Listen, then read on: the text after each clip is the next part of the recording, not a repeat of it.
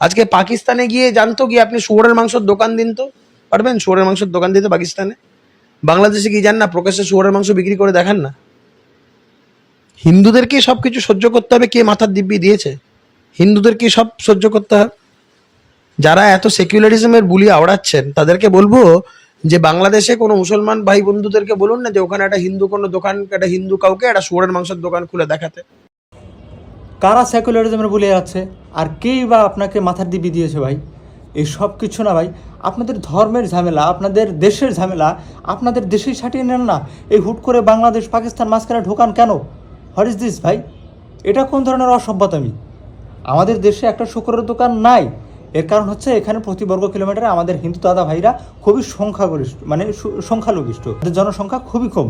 সেক্ষেত্রে একটা দাদা ভাই শুকরের মাংসের দোকান দিয়ে বসে থাকবে, তার কি বিক্রি হবে? তার কি কাস্টমার আছে? এখানে আমরা সবাই মুসলমান। আর এই যে দোকানের কথা বলছেন, আমাদের দেশের আদিবাসী আছে না, খাগড়াছড়ি যান, বান্দরবন যান, কিছু কিছু আদিবাসী অঞ্চল আছে যেখানে আদিবাসী লোকেরা থাকে, ওনারা প্রকাশ্যে না, একদম হাট বাজারে একদম শুকরের মাংস, ইভেন আমরা মুসলমানরা অনেক খাবার পছন্দ করি না, যেসব খাবার ওনারা বিক্রি করতেছে খুব আমভাবে, আমাদের কোনো অসুবিধা নেই। ভাই আপনার আমাদের সামনে, আমার বাসার সামনে আপনি শুকরের দোকান দিয়ে বিক্রি করেন, আপনার যদি চলে, কাস্টমার হয়, আপনি বিক্রি করে চালাবেন, আপনার সংসার চালাবেন, সমস্যা কি? আমাদের ভাই সমস্যা নাই। যত সেকুলারিজম সব আপনাদের ভেতরে সেকুলারিজম। এরকম কখনো দেখেছেন? আমি যতদূর জানি আপনি একজন উকিল, অ্যাডভোকেট।